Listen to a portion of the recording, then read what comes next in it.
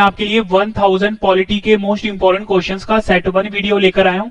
मैं आपको हर सेट में मोस्ट इंपोर्टेंट पॉलिटी के क्वेश्चन करवा रहा हूं। फ्रेंड्स, ये क्वेश्चन इतने ज्यादा इंपॉर्टेंट है, अगर आप किसी भी एग्जाम की तैयारी कर रहे हो, ये वीडियो और इसके सभी पार्ट आपके एग्जाम के लिए काफी ज्यादा इंपॉर्टेंट रहेंगे। तो चलिए शुरू करते हैं फर्स्ट क्वेश्चन से।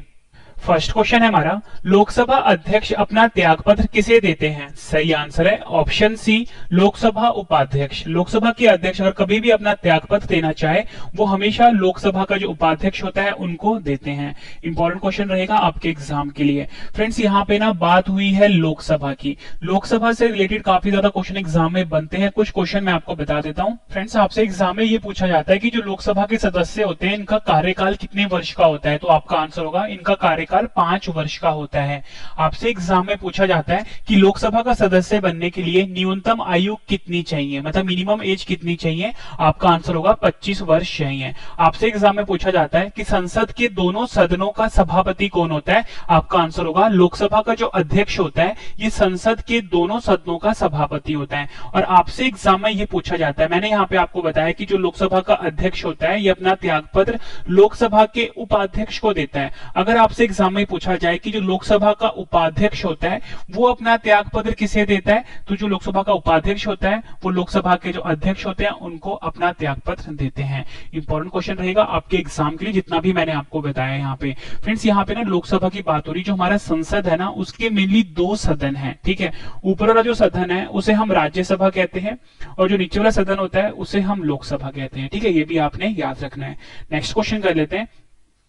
भारतीय संविधान में मौलिक कर्तव्यों को किस देश के संविधान से लिया गया है? सही आंसर इसका सही आंसर है ऑप्शन डी, रूस। भारतीय संविधान में मौलिक कर्तव्यों को रूस देश से लिया गया है। ये क्वेश्चन भी एग्जाम में कई बार पूछा गया है। फ्रेंड्स, मौलिक कर्तव्यों को हम फंडामेंटल ड्यूटीज भी कहते हैं। फंडामेंटल ड्यूटीज भी कहते हैं, यहाँ पे लिख देता हूँ। फ्रेंड्स देखो, जो हमारा संविधान है ना, इसमें काफी जो इंपॉर्टेंट चीजें है ना, वो बाहर के देशों से ली गई है। कुछ इंपॉर्टेंट मैं आपको बता देता हूँ जो एग्जाम में बार बार पूछे जाते हैं। फ्रेंड्स, मैं आपको बता देता हूं, अगर आपसे एग्जाम में ये पूछा जाए कि राष्ट्रपति की जो आपातकालीन शक्तियां हैं ये किस देश के संविधान से ली गई है, तो आपका आंसर होगा जर्मनी देश के संविधान से राष्ट्रपति की आपातकालीन शक्तियां ली गई हैं। आपसे एग्जाम में पूछ लिया जाता है कि जो प्रस्तावना की भाषा तथा समवर्ती सूची का जो प्रावधान है वो किस देश से लिया गया है? आपका आंसर होगा ऑस्ट्रेलिया देश से लिया गया है। आपसे एग्जाम में पूछा जाता है संघ सूची और राज्य सूची का जो प्रावधान है वो किस देश से लिया गया है? आपका आंसर होगा कनाडा देश से लिया गया है। ये भी कई बार एग्जाम में पूछा गया है।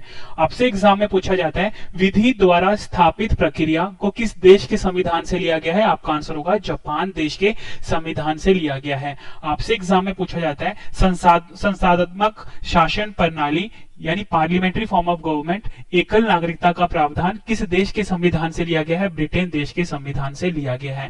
फ्रेंड्स, मैंने यहाँ पे आपको बताया था कि जो मौलिक कर्तव्य हैं इसे रूस देश से लिया गया है। अगर आपसे पूछा जाए कि मौलिक अधिकारों को किस देश से लिया गया है, आपका आंसर अमेरिका होगा। ठीक है, दोनों में आपने कंफ्यूज नहीं होना, दोनों क्वेश्चन आपके लिए इंपॉर्टेंट है। और फ्रेंड्स, आप साथ साथ में नोट्स बनाते रहो क्योंकि सभी क्वेश्चन मैं आपको इंपॉर्टेंट करवा रहा हूँ। नेक्स्ट क्वेश्चन कर लेते हैं। राष्ट्रपति संसद के किस सदन का सदस्य होता है? सही आंसर है ऑप्शन डी, किसी भी सदन का सदस्य नहीं होता राष्ट्रपति। ठीक है, ये आपने याद रखना है, इंपॉर्टेंट क्वेश्चन है। फ्रेंड्स, यहाँ पे बात हो रही है राष्ट्रपति की यानी प्रेसिडेंट की। आपसे एग्जाम में राष्ट्रपति से जुड़े कुछ इंपॉर्टेंट क्वेश्चन पूछे जाते हैं, वो मैं आपको फटाफट से बता देता हूँ। फ्रेंड्स, आपसे एग्जाम में पूछा जाता है कि देश का जो संवैधानिक प्रधान होता है वो कौन होता है? आपका आंसर होगा राष्ट्रपति जो है देश का संवैधानिक प्रधान होता है। आपसे पूछा जाता है कि देश का प्रथम नागरिक कौन होता है? आपका आंसर होगा राष्ट्रपति होता है। आपसे पूछा जाता है कि राष्ट्रपति का कार्यकाल कितने वर्ष का होता है? 5 वर्ष का होता है। आपसे पूछा जाता है कि राष्ट्रपति पर महाभियोग किस अनुच्छेद के द्वारा लगाया जाता है? आंसर होगा अनुच्छेद 61 क। ठीक है, ये भी आपने याद रखना है। आपसे पूछा जाता है कि राज्यपाल की नियुक्ति कौन करता है? राष्ट्रपति करता है। मुख्य चुनाव आयुक्त की नियुक्ति भी राष्ट्रपति करता है। ठीक है, राष्ट्रपति पद के बारे में अनुच्छेद 52 में बताया गया है, ये भी एग्जाम में पूछा जाता है। और राष्ट्रपति निर्वाचन जो है वो अनुच्छेद 54 में बताया गया है, ये भी आपने याद रखना है, इंपॉर्टेंट है। नेक्स्ट क्वेश्चन कर लेते हैं। किस अनुच्छेद में यह बताया गया है कि भारतीय संविधान में संसद द्वारा संशोधन किया जा सकता है? सही आंसर इसका ऑप्शन ए अनुच्छेद 368। संविधान का जो अनुच्छेद 368 है, इस अनुच्छेद में यह बताया गया है कि भारतीय संविधान में संसद द्वारा संशोधन किया जा सकता है। नेक्स्ट क्वेश्चन कर लेते हैं, किस संविधान संशोधन के द्वारा वोट डालने की उम्र को 21 से घटाकर 18 कर दिया गया था? आंसर इसका ऑप्शन सी 61वां संविधान संशोधन। 61वां संविधान संशोधन जो हुआ था, इसमें जो वोट डालने की उम्र थी पहले 21 वर्ष, इसे घटाकर 18 कर दिया गया था। फ्रेंड्स, इससे रिलेटेड एग्जाम में क्वेश्चन पूछा जाता है कि आपसे ये पूछा जाएगा कि जो 61वां संविधान संशोधन हुआ था, जिसमें कि वोट डालने की उम्र जो 21 वर्ष से घटाकर 18 वर्ष किया गया था, इसमें कौन सा अनुच्छेद को संशोधित किया गया था? तो फ्रेंड्स, आपका आंसर होगा अनुच्छेद 326। ये भी आपने याद रखना है, अनुच्छेद 326 को संशोधित किया गया था।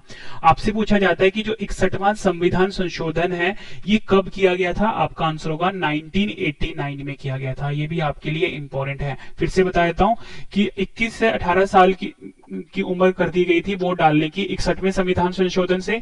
ये हुआ था 1989 में और संशोधित किया गया था अनुच्छेद नंबर 326। ठीक है, ये भी आपने याद रखना है। नेक्स्ट क्वेश्चन कर लेते हैं।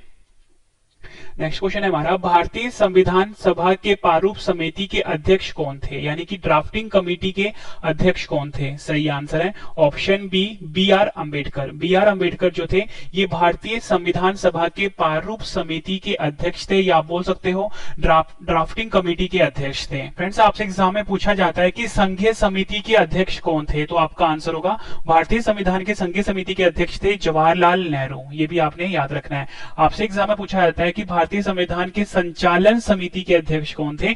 आपका आंसर होगा राजेंद्र प्रसाद जो थे, ये संचालन समिति के अध्यक्ष थे। आपसे एग्जाम में पूछा जाता है कि संवैधानिक सलाहकार कौन थे? आपका आंसर होगा बी एन राव। ये क्वेश्चन भी फ्रेंड्स एग्जाम में कई बार पूछे गए हैं। नेक्स्ट क्वेश्चन कर लेते हैं, भारतीय संविधान की प्रस्तावना में समाजवादी और धर्मनिरपेक्ष शब्द को किस संविधान संशोधन द्वारा जोड़ा गया था? सही आंसर है ऑप्शन सी 42वां संविधान संशोधन। 42वां संविधान संशोधन जो हुआ था, फ्रेंड्स आप सभी को पता होना चाहिए कि जो हमारे संविधान की जो प्रस्तावना है, जिसे कि हम प्रियम्बल भी बोलते हैं, इसमें अब तक सिर्फ एक ही बार संशोधन हुआ है। ठीक है, वो संशोधन कौन सा था? 42वां संविधान संशोधन। ये आपने याद रखना है। आपसे पूछा जाता है कि ये जो 42वां संविधान संशोधन है कब हुआ था? 1976 में हुआ था। ठीक है, ये भी आपके लिए इंपॉर्टेंट है। और आपको फ्रेंड्स ये भी पता होना चाहिए कि जो 42वां संविधान संशोधन 1976 है, इसे लघु संविधान भी कहते हैं। लघु संविधान भी कहते हैं, या बोल सकते हो मिनी कॉन्स्टिट्यूशन भी कहते हैं। ठीक है, और आपने याद रखना है भारतीय संविधान की प्रस्तावना में समाजवादी और धर्मनिरपेक्ष शब्द को 42वें संविधान संशोधन द्वारा जोड़ा गया था। नेक्स्ट क्वेश्चन कर लेते हैं, भारतीय संविधान में शामिल नीति निर्देशक सिद्धांत किस देश के संविधान से लिया गया है? आंसर है ऑप्शन बी आयरलैंड। आयरलैंड देश के संविधान से भारतीय संविधान में शामिल नीति निर्देशक सिद्धांत को लिया गया है। और फ्रेंड्स, जो नीति निर्देशक सिद्धांत होते हैं, इसे हम directive principle of state policy भी कहते हैं। ठीक है, ये आयरलैंड देश से लिया गया है। और आपसे पूछा जाता है कि भारतीय संविधान में कि किस अनुच्छेद में नीति निर्देशक तत्व के बारे में बताया गया? तो फ्रेंड्स आपका आंसर होगा अनुच्छेद 36 से लेके 51 तक इसमें बताया गया है नीति निर्देशक सिद्धांत के बारे में। ठीक है, ये भी आपने याद रखना है। नेक्स्ट क्वेश्चन है हमारा, संसद के 2 सत्रों के बीच अधिकतम कितना अंतराल दिया जा सकता है? सही आंसर है ऑप्शन बी 6 महीने का। संसद के 2 सत्रों के बीच अधिकतम जो अंतराल होता है वो 6 महीने का दिया जाता है। इंपॉर्टेंट क्वेश्चन है आपके एग्जाम के लिए। फ्रेंड्स, यहाँ पे ना बात हुई है संसद की। आपसे एग्जाम में पूछा जाता है कि जो संसद होता है, इसके मतलब कितने हिस्से होते हैं? फ्रेंड्स, संसद में आप सबसे पहले बता दूं, संसद के ना जो सदन होते हैं ना, यहाँ पे लिख देता हूँ, वो होते हैं 2। ठीक है, एक होता है लोकसभा, एक होता है राज्यसभा। ठीक है, जो फ्रेंड्स नीचे वाला सदन होता है, नीचे वाला, उसको हम बोलते हैं लोकसभा, और जो ऊपरी सदन होता है उसे बोलते हैं राज्यसभा। ये तो बात हो गई संसद के सदन की। अगर आपसे एग्जाम में पूछा जाए संसद के कितने हिस्से होते हैं, ठीक है, तो आपका आंसर होगा संसद के 3 हिस्से होते हैं।